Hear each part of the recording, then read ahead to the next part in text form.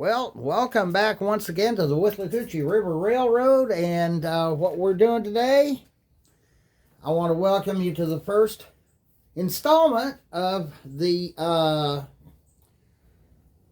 what we call Resurrecting the Dinosaurs. Now, remember, we're only resurrecting half a dinosaur here because I've got a good working chassis there. What we're resurrecting here is the body shell. The body shell is an old 1970s era F9A body shell from Atlas. Back then it wasn't known as Atlas Model Railroad Company or even Atlas O. It was called Atlas Tool Company. What we're going to do here, I've already taken the couplers, the dummy couplers, off of the unit. We're going to run KDs on it, of course, naturally. You should. And what we're going to do is get this where it's going to be sitting, where the shell will actually sit on this. Don't need to pull much metal to start with.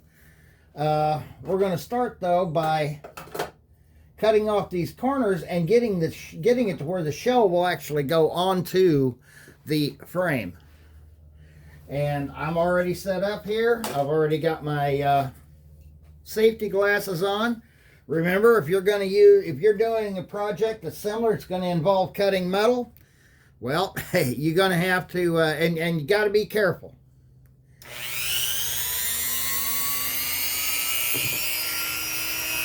So let's get her going.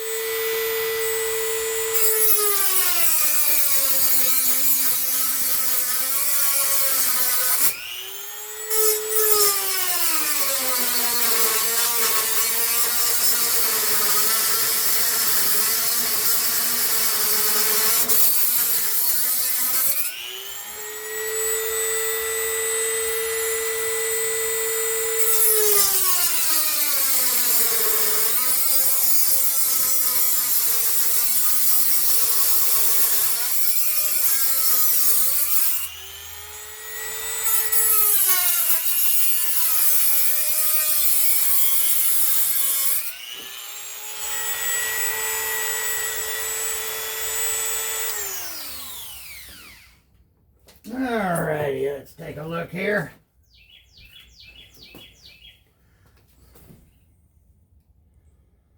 Yeah.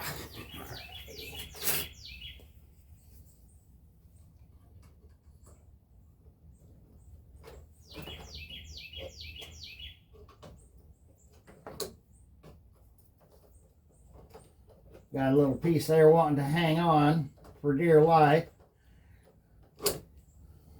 That's the way metal work works, is you don't get to see what you're cutting. And then we'll have to smooth that out a little bit.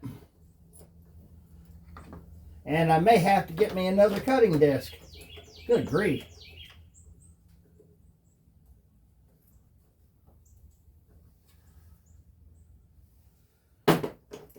I know it's not anything important. There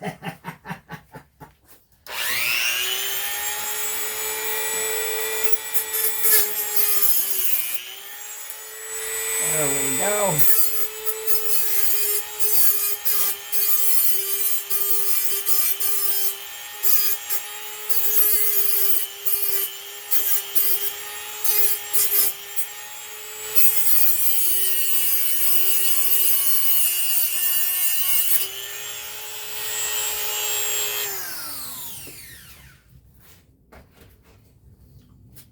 Okay, so we got to start.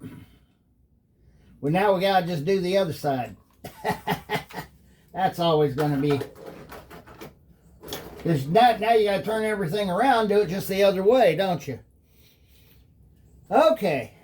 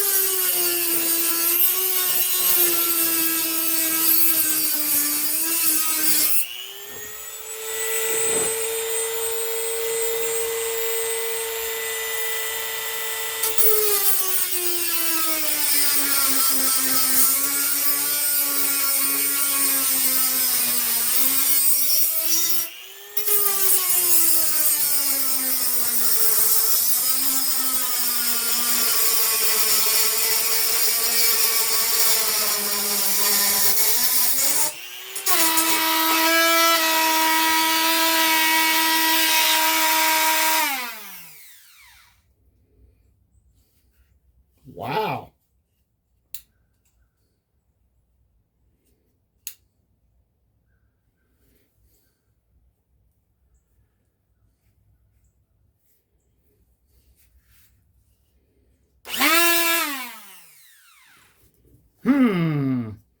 Got a little bit of strangeness there.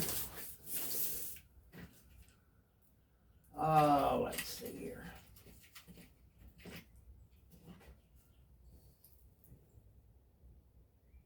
Okay, what happened to the little wrench?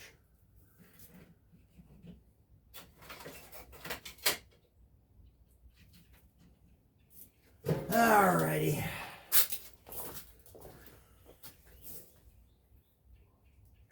Oh, that's what went wrong. Okay.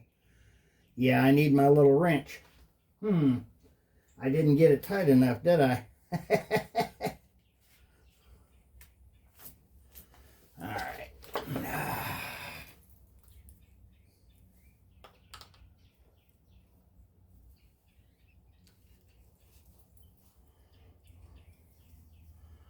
That ought to have gotten it tight enough.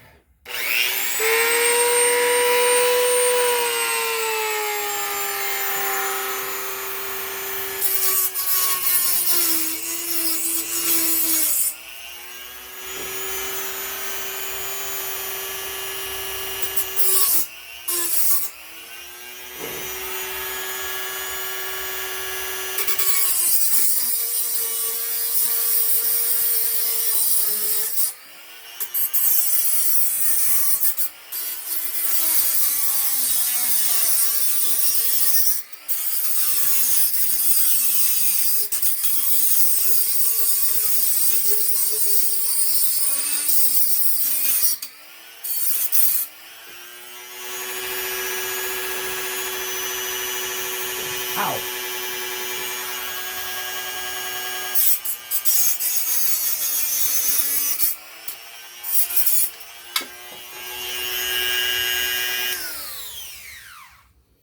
Alrighty.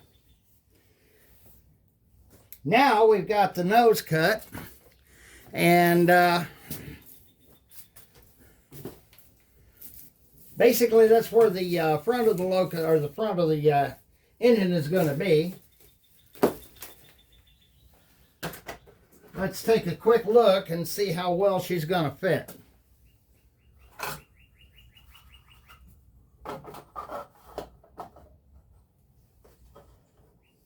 Okay. All righty. Very good. Very good.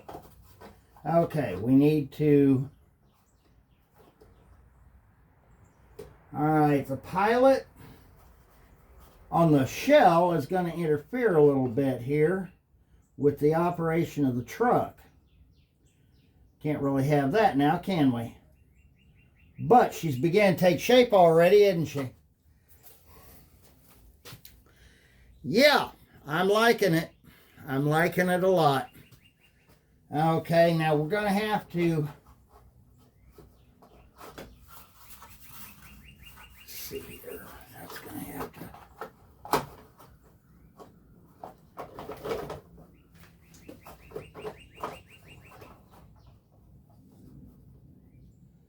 Now the shell's going to have to sit up a little bit there, but I'm going to have to take a little bit off of the edges of the pilot there in order for the truck to be able to swing. Something that I didn't really count on. And that's as far forward as that shell will go on that. Yeah. So we're going to have to cut the pilot back a little bit on here to make it work. But we're going to make it work, and it's going to be a much better looking pilot than what you normally get in O-gauge, or what you used to normally get in O-gauge. And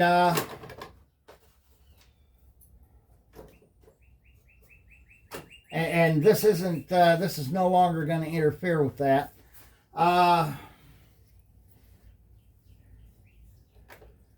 Another thing I've got here is the B unit the B unit shell that originally came on that.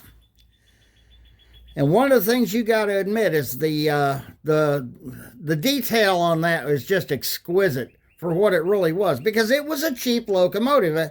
It was a cheap set of locomotives. But what I need here is this panel right here in the middle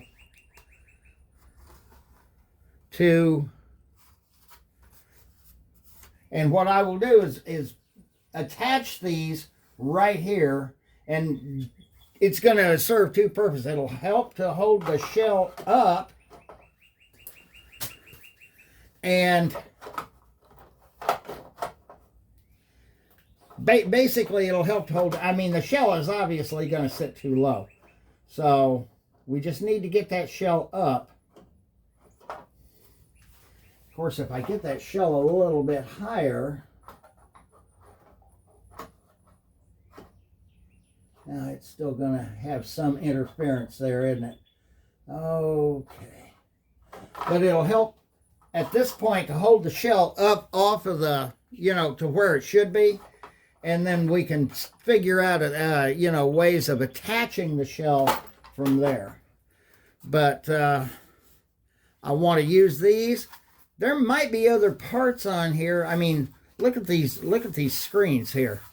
That is not something you typically got in your 3-rail O-gauge trains back in the day when this was made. I mean, let's face it, K-Line did a wonderful job on these. What's really sad is somebody destroyed this shell. And that's the way I got it. And that's why we're going to put the drive to use.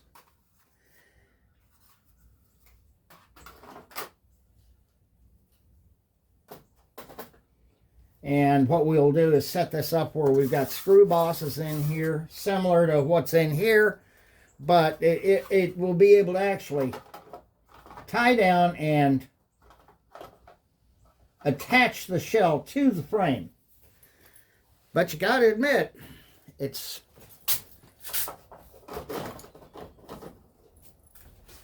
not going to be a bad looking engine at all. Yes, I'm going to have to raise the shell up a little bit, and like I said, that's part of that's going to be done with these panels here, where the fuel filler and then stuff like that is. It's a panel that for some reason was cut off of the F9 shell. As to why, I couldn't tell you. But we know that as we get to that, it's going to be a beautiful locomotive. Now, is it going to stay Burlington Northern? Oh, heck no. That's a Withlacoochee River engine. That's going to be taken and it will be painted Withlacoochee River Railway Blue. And I haven't decided whether I want to keep a black top or not, but one thing I also want to do is make my side grills look like the stainless steel side grills that would have been on an F9 anyway. Even though some railroads did actually paint them, I want them to be basically silver, or I wish I could make them polished. That would be nice. I can't afford to go finding stuff like that. So, other things, I need stuff for this engine. I need a pair of horns, F-unit horns. Now, I wouldn't mind having an M3 or an M5 on top of that. We're going to fill the pilot in up here, as well as we're going to have to take and grind off part of the body shell so that this truck will be able to rotate up front. Does that take away a little bit of the detail here? Yeah, it's going to take away a little bit, but not enough to bother me. That's just basically the difference between O-gauge 3 rail and O-scale 2 rail. It's one of those things that, you know, you can't really do much about. How to fill the pilot in? You put in bracing behind it, and then you come over it with a thin sheet plastic. You get it all glued in. And then you work with some body putty, some glazing putty. I know I've got some here somewhere. Where I've got it? Oh, it's right here. It's normal, ordinary, everyday Bondo glazing putty. That's the same stuff you'll find at Walmart or at any auto parts store. It's the same stuff that's used to fill in little imperfections, sanding scratches, and things like that when you're working on doing auto body work. We're going to have to make glass. Now, I don't know that these portholes here would actually fit in there. They look like they'd be a little bit small off of the old F3 there. But these here, the portholes and the side glass, is easy to make. What's not so easy is getting these right.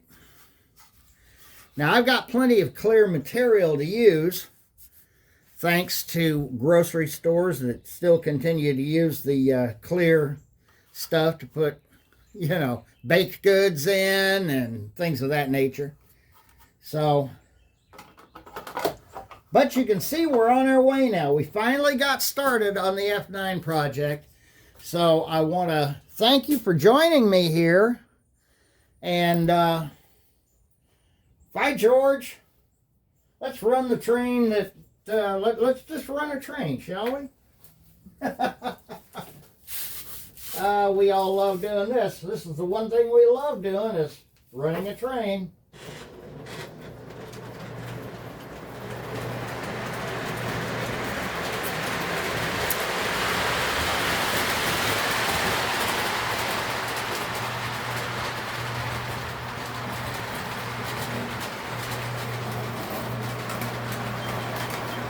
Gotta love my F units.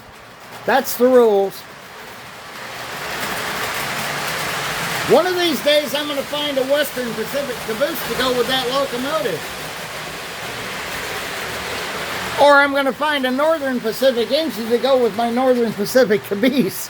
Because I've got a couple of Northern Pacific cabooses and no Northern Pacific engines. I got one Western Pacific engine and no Western Pacific caboose.